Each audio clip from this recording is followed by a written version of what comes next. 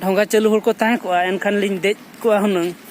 और बोटिंग किया लिंग पूरा बेस तरह बुझाव को बोटिंग लखान नेल जोंग लगी दाना बड़ा लगी और हने बन नेल दाड़े खान गया पूरा अडी बेस बुझाव कना इना नोआ ग्लोबल चैनल पाहटा सन खन सागुन दाराम और तेहन दो नोय जहां रिंग तहन कना और अडी दिन खन वीडियो बनाव बड़िन लैया बन बनाव का तबना तेहन दिन बनाव यहाँ और फोटो करे दिन अड़ा बड़ा ले गया का मिद बार नोडे दो हुयुग कना इंदौर सुर रेना जहां दो RRCAT कैंपस भितरी रे इन में तहन कान तहन और ओंडेना गे तेन दो पार्क लका मेना ओना पार्क ना ब्लॉग देखा बना और मा तले सनम को सगुन दाराम तेहना ब्लॉग बन नेल संगे मा तले तोंगे रबन तहन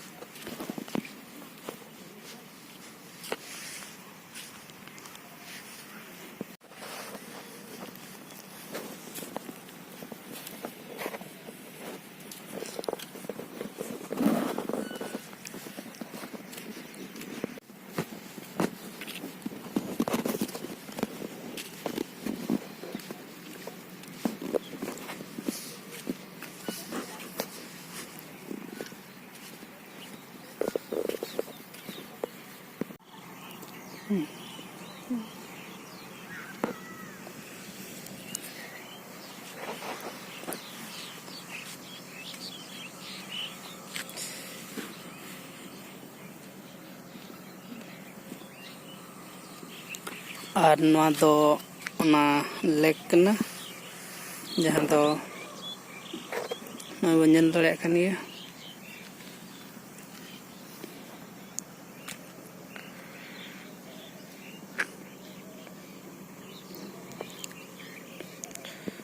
नोय नितो दो ऑलरेडी लेक सुर में सेटर हुई कन गया और मिट्टी गातें तंगी का दिया जटाव और एकला मा और हाना पास्टा जहाँ नेलोक कना हाना पास्टा चला हुआ उनते रे दो पार्क लका मेना ओना पार्क के तेहन दो दालान चला हुई लगिद हां और एकला चला मा मजा बाय बुझा ओना लगिद टी जटा हो का दिया उनी तिलिंग हां लिंग चला और नोडे तेहन दो बेस तरह सितुंग काते ची बेस तरह नेलोक कना और इन दिन दो 5टा 5:30 समय हिजुक तहन और वीडियो शूट लगिन हो चेहरा बा नेलोक तहना तो ओना लगिद बन देखा हताल का पे तहन ठीक गया तले गाते को उनी जटा हेज लेखान इतलिन चला और तेहना ब्लॉग वीडियो दो सक्सेसफुल हुआ और नोय बन नेल इदी गया ब्लॉग वीडियो को अब नेल इदी मा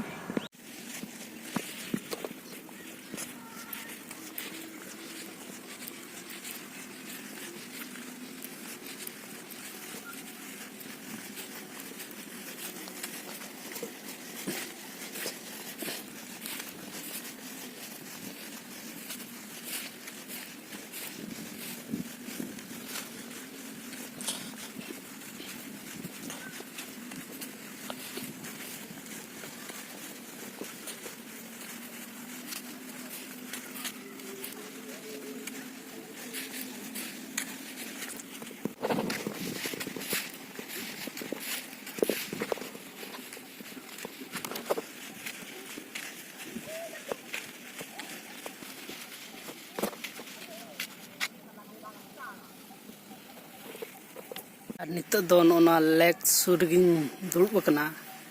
पूरा सितुंग अडी चेहरा बजा कना और अडी नपाय बुझे कना और नोडे दो हाकू को उडुकुआ नितो में बाको उडुकना अडी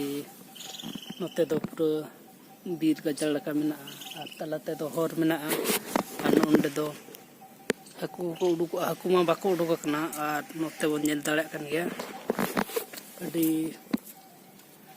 चेहरा जगह कना nyel jong lagi dana bala lagi ar hane bon nyel dare kan gya pura adi bes bujak kena nate ar manito nate noi baba hol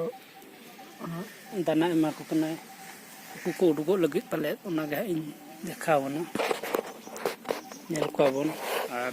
ठीक है मागते को आरो तंगरे तहन तन और जोटामिन तंगी का दिया बाई हिजु कना आधोना इन फोन वीडियो या जो हिजु कना ठीक है और बांकन दो जहां से चला इन ले जुगली पार्क उनतना ओंडेना ना इन देखा बना ठीक है तले मा गते आरो तंगरे उनतन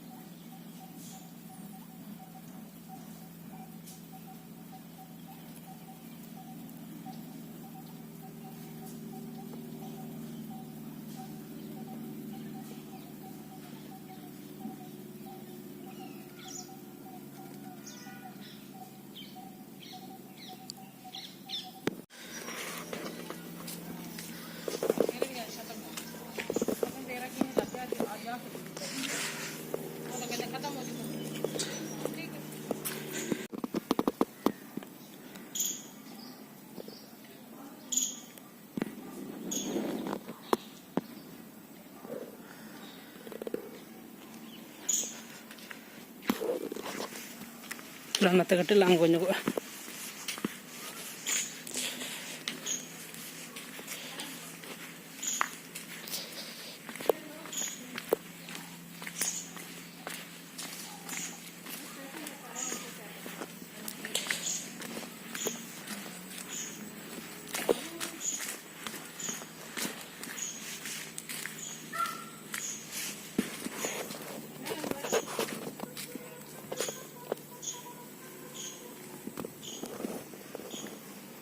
नॉय सेटर हुईना डायमंड जुगली पार्क ना बन्यन दड़े कन दिया और बार होल लिंग हेज कना नॉय डायमंड जुगली पार्क जहां दो RRCAT केट ना भितरी ना कना ठीक है तले गते को चलो भितरी से नो चला लेंगे और सनामा एक देखा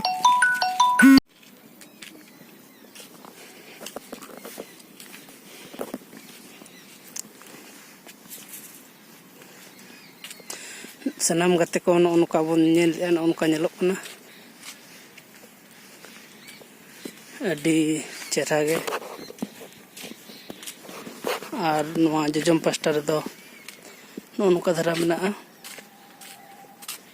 और लेंगा पास्टर दो नोका धरा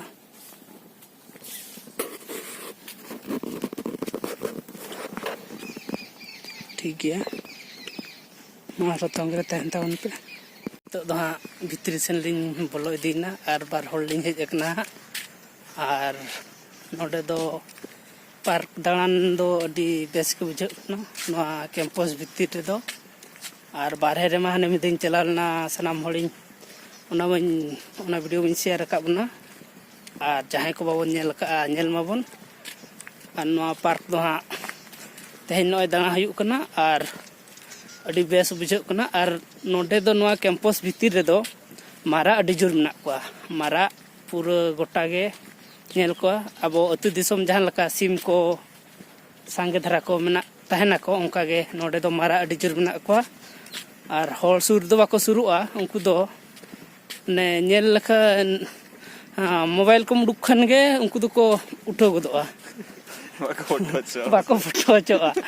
और ठीक है ताले नोडेना और कटी बन नेल मा और नोते खन लिंग हेजना नोय बन नेल दाड़े कन गया तिनि चेहरा नेलोक कना नोडे दो अब भोज दिसम लका गे जतो मेना खिजुर दारे नीम दारे ताले दारे तेन गे बन नेल का और नोआ कैंपस भितर दो अडिगान मेना जोजो को जोजो मेना और चेत को मेना डिढड़ी को जो डिढड़ी अडिगान उनका मेना ठीक गया तले मा गते तोंगे रे बन तहन मा आर होइन देखा बन कना हा आर नय बन नेले के पूरा नितो दो अडी चेहरा के नेलोक कना पूरा अरसी लका झिक झाक बन नेल दड़े कन गया आर नय नाव पास्टा सेट खन हो हवा हिजुक कना नाव पास्टा सेट खन हवा अडी चेहरा के बुझुक कना आर ओडे दो नितो दो माने चेतले दीपो लका सिस्टम हाना धारे नाव धारे दो दाग मेना ना दाग तला तेगे ठीक गया चलो बन चला लेन के आर बन नेला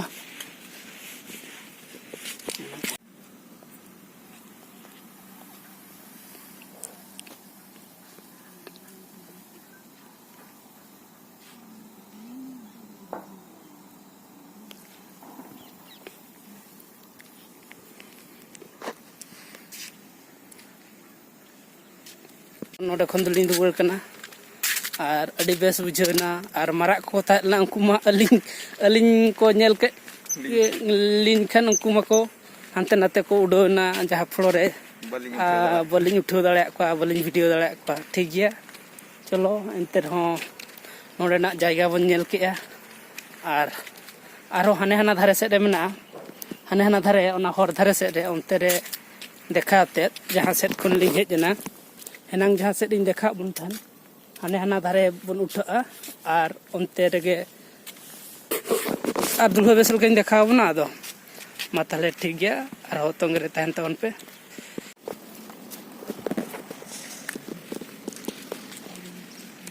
उनकन तो नसना ये धरा नेलोक ना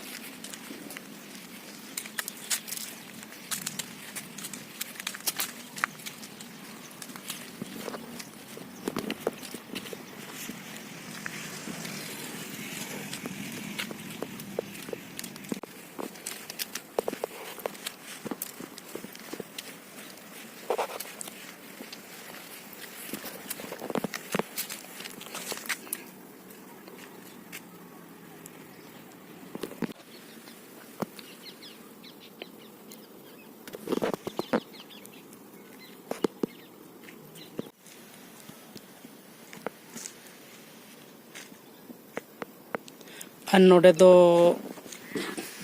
मशीन को बसाव का तेहन मा बाको चालू का पूरा दा अड़ी चरा फिचकरो ताहे आना दो कन्वेंशन सेंटर जहां दो मीटिंग को प्रोग्राम को हुई बड़ा भीतर रे अड़ी चरा के पाले मी देखन हेज लेन ताहेन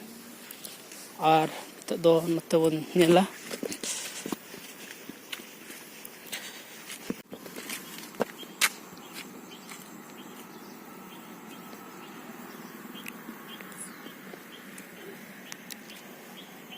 नितो दो आर मिट्टी पुखरी लका धरा पुखरी उतर कन गे ना दो गडिया से पुखरी को लैया आले से मा पुखरी को लैया और ओकय सेन ओका लका को लैया ओना मा बन बडाय का और नते दो नय पूरा गहिर धरा गे प्लेन रे दो और नोडे दो नोनका पारम नोनका को एमका सीधे दो बम पारम दाड़ेया साइकिल को दो ओनते दो बम इदी दाड़ेया तालाम तेगे जहां नय पारम बाला हुयते नोंडे दो अड़ी चेहरा पोल लगा को जुत का नय बन नेल दाड़े कान गया पोल पूरा आ नोकाते दो केनाल लका पूरा मेना को कच को सेना को पूरा मेना को दाग को अड़ी जुर को हिलैया और नोडे मा बाको बन चिचुआ ओ हाना पास्टा रे मेना पुखरी लका मिटी हां इन पुरे हाना पास्टा उठोयुआ ठीक गया ताले हांकाते अचुरलिन ले तार हांका दो बांग अचुर हुआ हांडे बोठे जोगे हांडे ना पुखरी देखा बना हांडे ना मन देखा बना मारांगा तापरे पिया मा पुनिया डिगान मेना उनका पुखरी लकना ठीक गया और हो नय तले मा हांडे बन चला लेन गे और हम देखा बना मा तले और हो तहन तवन पे तंग रे गाते को दो और मिट्टी छोको सेटर हुई ना और हाते दो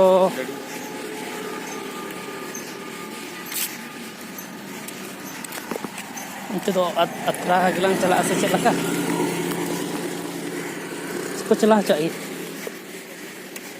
Ante pura ko celah cak. Ante Hor do get tak menak ka sana. gad dhabit do.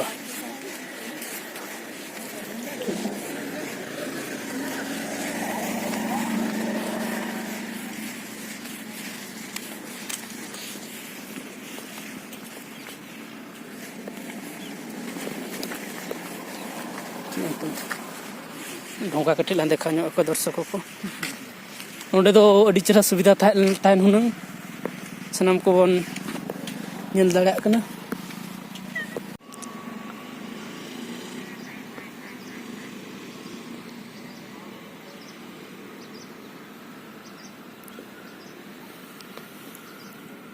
Pukhri रे दो अड़ी चेहरा सुविधा लेन तहन माने ढोंगा कोलिन